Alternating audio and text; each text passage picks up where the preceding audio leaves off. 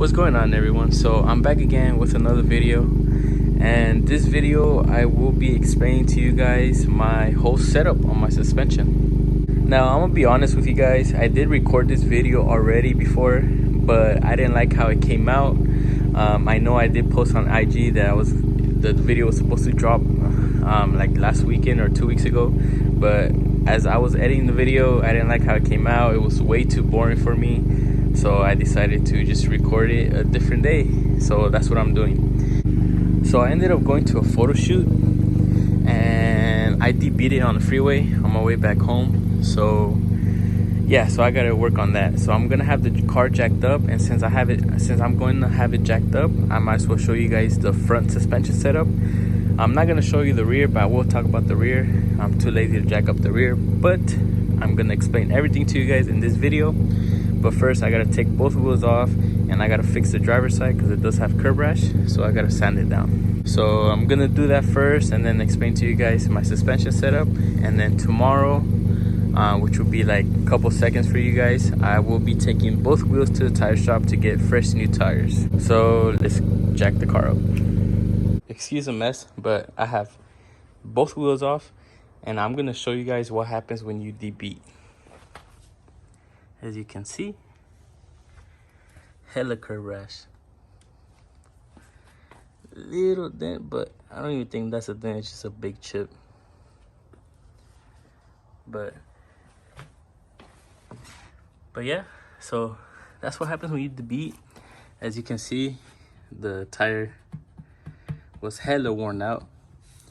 And keep in mind, I only driven on these wheels and tires for 14 days. That's how long these tires lasted me. For those of you guys that want to go big camber or double digit camber, just keep in mind, you're gonna be going through tires. These only last in 14 days. And I don't even daily drive this car. It just stays parked at home. So that's the driver's side, but let me show you the passenger side real quick. As you can see, it's worn out too. But luckily I didn't debeat on this one. But for sure it needs a tire change. I think I might just flip the tire on this one. I do have two sets here, but I might just flip the tire on this one and save me a brand new tire and just do a whole swap on this one, because that tire is GG's. So what I'm gonna do, I'm just gonna sand this down with like a metal sandpaper, just so it could be smooth enough so they can mount the new tire on tomorrow. But before I close out my garage, I want to show you guys the suspension setup. So I know a lot of you guys keep asking me on my whole suspension setup, so here you go. The front is shortened and tilted knuckles with let me see, you can see, with the lower control arm extension. And yes, I do have my top plates of camber maxed out to -3, and when I placed my order for the tilted knuckles, I requested for the knuckles to be -10 of camber automatically when placed on, so then I could play with the camber up top. So in total, right now I'm running -13.5 camber in the front. Now the reason why I got the control arm extension is because this Mando, the more camber you add, the closer the bag gets to the firewall or the wall. So what this extension does, it pushes the bag away from the wall, giving you more clearance. And Low Life Projects provides you with all the hardware and nuts and bolts and stuff to mount this properly. And a lot of you guys asked me about axle binding. I do not have axle binding or any issues with the axles because I am running the first hole. So I don't know if you can see that, but this hole, there's two holes, this one and this one. Don't do this one. That's too aggressive for these stock axles, because keep in mind, this extension is gonna put a little bit of stress on the axle, making it push out more. So the first hole is just enough. If you do run the second hole, what I have noticed when people hit me up, they're having issues with axle binding, and all of them were running the second hole. Don't do that. Run the first hole. I only recommend running the second hole if you're running more than -15 camber, and or if you have extended axles. But most of you guys will have stock axles, so I only suggest running the first hole. As you can see, you can you can see the camber a lot just by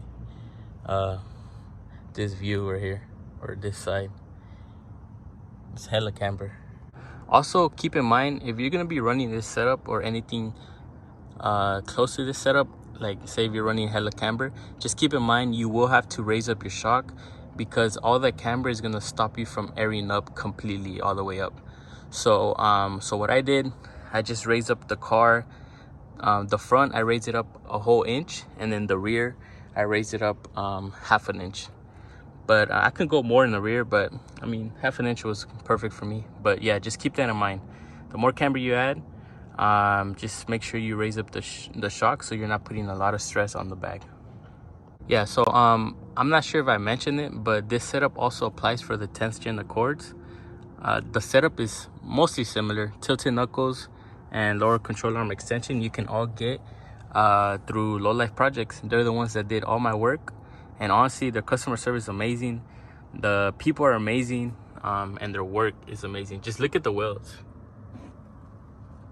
That should go hard. Now keep in mind, I still have my stock knuckles. So what I ended up doing, I just ended up purchasing my own knuckles from Honda and sent Low Life Projects those so they can work on those, so I can still be able to drive my car. If not, the other option is just to send your OEM ones, the stock ones, to them. But just keep in mind, you won't be able to drive your car, obviously, if you send them the original ones. So, but it is a little pricey if you go that route, if you purchase separate ones. But everything is going to be OEM through Honda. I also forgot to mention, I'm not running any end links. The sway bar is actually right here. I don't know if you can see that. It's right there, and it's not, see, and it's not attached to anything. You see, I had it zip tied, but the zip tie broke, so I have to get like a metal zip tie to put that back in place. But yeah, so end links is a no-go, and I haven't tried buying the adjustable end links, so I'm gonna try that out. But honestly, I'm perfectly fine running it like this. I have no issues at all, but to each their own. So the reason why I'm not running the end links is because when I would turn the wheel aired up, the shock would do like a weird movement. It would like push up and then move and then turn. I'm not sure if that makes sense, but the movement that it gave, it did not look good at all. So we decided to remove the end links, and I didn't have that issue. But either way, I have no issues running it without end links, so you guys should be okay. So that was the front, and let's move on to the rear. So the rear, I'm running the Low Life Projects rear camber arms and their strut relocation buckets. So the rear camber arms, they give you up to -16 of camber, which is a lot. And the reason why I went with them is because the True Heart arms, they weren't giving me the camber I needed. I ended up removing all the nuts on the arms and running it like that, and I still needed way more camber than that. And then my second option was to cut them and get them shortened by Low Life Projects, but we were having issues of it hitting the chassis. So which is why Low Life Projects came out with their own arms. I'm not sure if you guys were able to see, but you can head to my IG and check out the arms, because I do have a post about them. But if you see the picture on my post, they're more of a U shape, which gives clearance on the chassis. So the more camber you add, you won't be hitting the chassis at all. It has enough clearance. And the rear buckets, which will be the last part of the setup, so the reason why I got that is because if you're running anything more than 11.5 width, I would suggest and recommend that you guys pick up the rear buckets from Low Life Projects, because it pushes the shock closer to the chassis and away from the barrel, so you can add more camber to that. Because the more camber you add, the closer the inner barrel of the wheel gets to the shock, and you don't want that. You don't want it hitting. So what the strut relocation does, it relocates the strut, pushing it away from the barrel and closer to the car. If you're running any width of 11 and below, you should be fine.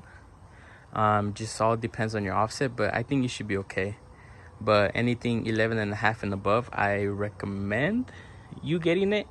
Also, again, it all depends on the offset and how much camber you're gonna run. But yeah, guys, so that was a quick video of my suspension setup and how I get so much camber out of my car. And now I'm gonna get to working on these wheels. Well, I just gotta work on one. I just gotta work on this one. Just gotta sand it down, and then I'll catch you guys tomorrow. All right, guys, so this is the next day, and I got the Civic all loaded up with the tires and the wheels. So yeah, so I'm gonna stop by and get some coffee real quick, and then we're gonna head out to the tire shop. All right, guys, I know I said I was gonna go get coffee, but they have my favorite flavor of Ace Shock at the gas station, so I just copped it. So now that I got my drink, let's head to the tire shop, boy. I put $30 and that's what it gave me, bruh. So I just got here to Andy's Tires here in Pomona, as you can see right there.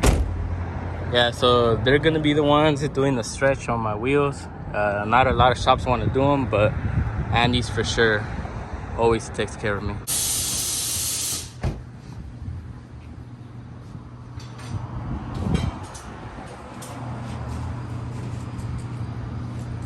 I'm back home and I got both tires mounted on the wheel, and they did a good job. They didn't damage the lip or the face at all. And good thing I sanded down the inner barrel on this one, because everything just went on smoothly. So now I'm gonna go ahead and put these wheels back on and probably give the car a wash, but I don't know, we'll see. All right, since I have the car jacked up and I put the wheels on, might as well put these new ones on. I picked these up because the ones I have now are already broken, so water got in. So I think it's time to change these out and have it ready for the show. Cool. All right, guys, so everything's done. Wheels are on. Tires were mounted, and I got the new side markers on too. They're just new ones, the same ones I had before, just brand new, because the other ones broke and water got inside, so ended up getting new ones for the shows coming up. But yeah, this is my ride height. This is how it sits when I'm driving. I'm gonna take it for a spin real quick, make sure everything's right and everything's tight, and I'm gonna call it a day. But yeah, guys, before I end the video, I just want to let you guys know, front camber is -13.5 and the rear camber is -13. That's why the front looks so much aggressive, but I'm honestly perfectly fine with that. -13.5 in the front and 13 in the rear. But yeah, thank you guys for watching. I hope this video helped you guys also, and I'll catch you guys in the next one. Peace.